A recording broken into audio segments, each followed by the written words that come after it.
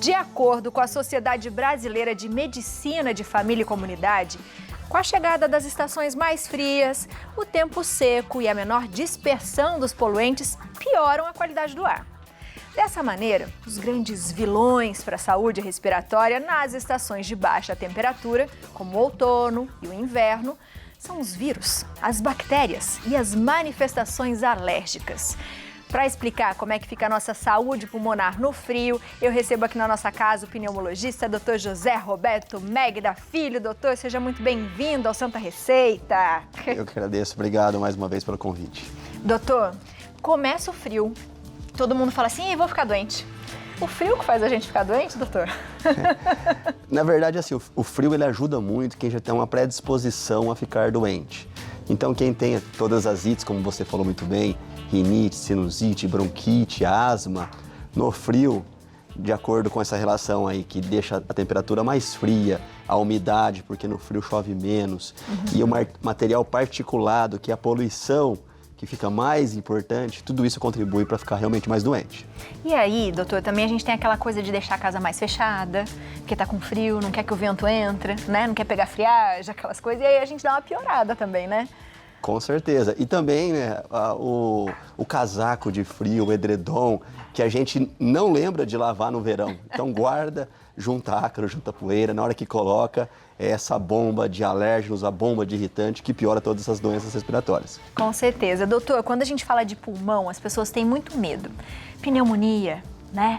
Asma, ficar sem respirar. A gente viu, né? A nossa pandemia, o quanto é importante a gente respirar, o quanto é importante a gente saber respirar e cuidar dos nossos pulmões. Nessa época, são doenças comuns. Quais são as doenças mais comuns? Quando tem a chegada do inverno, geralmente aumenta o risco de infecção. Então, resfriado, gripe, geralmente acontecem mais no inverno. E junto com isso, essas doenças alérgicas, rinite, sinusite, bronquite, também acontecem mais no inverno. Então a gente fala que essas doenças no consultório do pneumologista, do alergologista, do otorrino, que atende muito, dá um boom. O atendimento aumenta muito, a procura aumenta muito. Então eu diria que essas doenças, tanto infecciosas quanto doenças alérgicas e inflamatórias, que são as ites, são as doenças mais comuns. Doutora, a gente tem uma imagem aqui, eu vou pedir para você explicar para a gente, para decolocar, do nosso pulmão. Eu queria que o senhor falasse um pouquinho dele para a gente. Posso falar? Pode ir. Obrigado. Então, essa imagem, né, ela ilustra muito bem o pulmão, né? Eu acho que todo mundo sabe, mas vale a pena lembrar, a gente tem 2 pulmões. E os pulmões, eles são revestidos de um epitélio ciliar.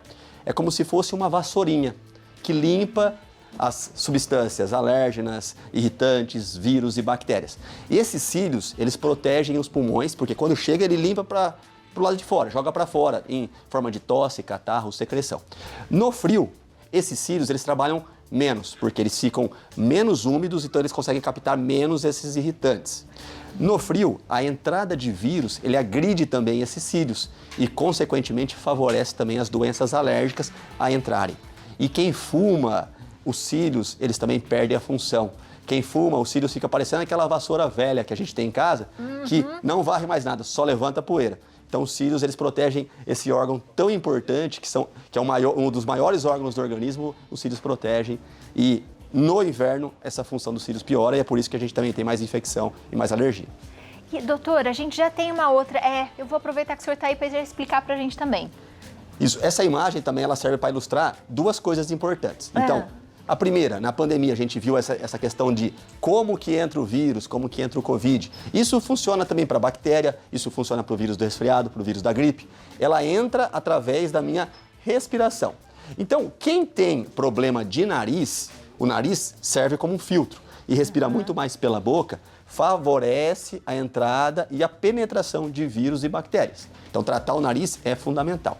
Quem tem também contato com alérgico, então imagina eu indo numa casa lá de campo, em Campos do Jordão, vamos dar um exemplo, no inverno, onde tem poeira, ácaro e tem mofo. Esse ácaro, essa poeira, esse mofo, vai me irritar meu nariz, vai irritar minha garganta, vai dar aquele pigarrinho, e se chegar nos brônquios, nos bronquíolos, vai me dar e pode me dar crise de bronquite. Então esse é o sistema respiratório que, quando ele está funcionando muito bem, ele protege você, mas qualquer coisa que muda um pouco essa fisiologia normal pode acarretar essas doenças do inverno, que piora muito nessa fase. Bom, doutor. E existem, por exemplo, a gente fala, quando fala inverno, a gente pensa muito nas crianças e nos idosos. Eles são os mais afetados ou não? Isso. Então, a população que é mais afetada são os extremos de idade, abaixo de 5 anos e numa população acima de 70 anos. Isso está muito relacionado pelo sistema imune. As crianças abaixo de 5 anos não têm um sistema imune tão pronto e os idosos, principalmente com outras comorbidades, como diabetes, doenças pulmonares, doenças cardíacas, alteram o sistema imune também e, consequentemente, tem mais quadro de alergia, tem mais quadro de infecção e essa população, infelizmente, é a população que mais morre. Ô, doutor, por favor, pode continuar aqui com a gente, se quiser, pode sentar. E aí, quando você falou ali que a gente sabe, né? Por exemplo, esse tempo todo que a gente ficou na Covid, no medo, a gente usou bastante a máscara. Eu vou ser muito sincera que eu não tive crises de rinite, nem de sinusite, né? E agora a gente já tem que ficar mais atento, porque a gente já tá tirando um pouco mais a máscara, né? E é bom a gente fazer essa proteção, porque é bem o que o senhor disse, é por ali que tá entrando todos os vírus. Isso. A máscara, ela trouxe uma mensagem muito importante para quem tem doenças respiratórias. Ela realmente protege. E não só de doenças infecciosas, também das doenças alérgicas. Então fica a dica aí, né? Se você tem doença alérgica, tem doença respiratória, às vezes o uso de máscara em alguns ambientes fechados, eu sei que é ruim, todo mundo já está, né, cansado de máscara. Então, mas se você conseguir usar, vale a pena você usar, porque você vai ter menos crise e o pneumologista sempre deve reforçar para o seu paciente que tem doença crônica. Use a máscara nos momentos de aglomeração. E doutor, qual o momento que a gente tem que ficar preocupado com o nosso pulmão? Ah, aconteceu, deu, sei lá, passear, viajei, eu fiquei numa casa diferente, coloquei meu cobertor lá errado, comecei a tossir. E as pessoas falam muito de tosse, medo da tosse. Quando que a gente tem que ficar atento, principalmente em relação às tosses? A tosse é muito interessante, que é um dos principais sintomas que levam o paciente a procurar o pneumologista, só que a gente tem que entender que a tosse, na grande maioria das vezes, é uma defesa do meu organismo. Então, quando entra um vírus, uma bactéria, o meu organismo vai tentar tossir para eliminar ele. Então, a tosse isolada, dificilmente ela vai te trazer um malefício. Agora, se a tosse vem junto com chiado no peito, a tosse vem junto com falta de ar e principalmente com febre, aí é o alerta. Porque pode ter uma infecção, pode ter uma pneumonia escondida, pode ter até mesmo uma tuberculose. Então, todo mundo, quero um xarope, quero um xarope. O melhor xarope para tosse isolada é a boa e velha água. Hidrate bem, que é o melhor xarope. Porque às vezes você vai ficar gastando dinheiro com xaropes sem ter uma efetividade no tratamento. Agora, se tiver esses outros sintomas, chiado no peito, febre e falta de ar, aí é o momento de você provavelmente procurar um médico, um auxílio de um profissional. Doutor, já tem pergunta, já vou fazer. Miriam, boa tarde. Minha neta tem rinite. Gostaria de saber como posso prevenir e evitar as crises alérgicas. Obrigada. Uma rinite pode virar uma bronquite, doutor? Já emendando na pergunta da Miriam. Na verdade, existe uma relação muito importante entre rinite e bronquite. Não é que a bronquite vira rinite ou a rinite vira bronquite. Mas quem tem uma doença tem até 80% de chance de ter a outra. Porque são doenças alérgicas e a via aérea começa no nariz e vai até o brônquio. Então, o mesmo mecanismo que dá alergia pode dar rinite e bronquite. A melhor forma de prevenir doenças respiratórias é você evitar o contato com alérgenos. Então, evitar, no fato de neta, né, ursinho de pelúcia, tapete, carpete, situações onde pode acumular mofo, ácaro, então trocar a roupa de cama, deixar o quarto bem arejado. E para aqueles que têm alergia a animal de estimação, eu sei que todo mundo gosta, eu também amo, mas se você tem alergia, o que é isso? Entra em contato com o cachorro, piora a minha rinite. Entra em contato com o gato, piora a minha rinite. Provavelmente, a melhor coisa é tentar afastar disso. Então, dormir com gato e cachorro, se você tem alergia, é complicado, porque você vai ficar exposto 7, 8 horas durante o seu sono a esse alérgeno e vai ser dificilmente a gente consegue tratar um quadro assim. E doutor, falando em pneumonia, todo mundo fala que pneumonia é a gripe mal curada. Isso é verdade ou não? Isso realmente tem um fundo de verdade, né? Na Covid a gente viu isso. Então, não é toda a pneumonia que vem decorrente de uma gripe mal curada. Mas quando a gente pega a gripe, que é a influenza, o vírus, ele agride aquele sistema de defesa, os cílios, o muco, e, consequentemente, favorece a penetração de uma bactéria. Então, se você tem gripe, você tem uma chance maior de ter pneumonia. Por isso que a gente fala, quem vacina contra a gripe, acaba que, consequentemente, tem uma proteção também em relação à pneumonia. Então é importante a vacinação aí nesse caso também, né? É importantíssimo e nós estamos em momentos de vacinação, né? Então, se você está no extremo de idade, criança, idoso, se tem alguma comorbidade, você deve vacinar. Então, apesar do nosso sistema de saúde oferecer gratuitamente para essa população, se você não faz parte e quer tomar a vacina, eu acho que é de bom tom você tomar a vacina. Hoje em dia a vacina caiu muito o preço, então vale a pena você tomar e se proteger. Com certeza. Mais uma perguntinha do Manuel. Eu estou com a minha avó de 93 anos internada desde ontem com diagnóstico de pneumonia. A maior preocupação no tratamento devido à sua idade avançada. Obrigada, doutor. Pneumonia a gente tem que ficar bem atento, né? Manuel, eu desejo boa recuperação para sua avó, mas quando a gente pega uma população acima de 80 anos, infelizmente a pneumonia é uma das principais causas de mortalidade, porque esse paciente de 90 anos, os centenários, eles têm uma alteração muito importante na imunidade. Então a pneumonia ela penetra mais facilmente nos outros tecidos, fazendo uma doença mais generalizada, né?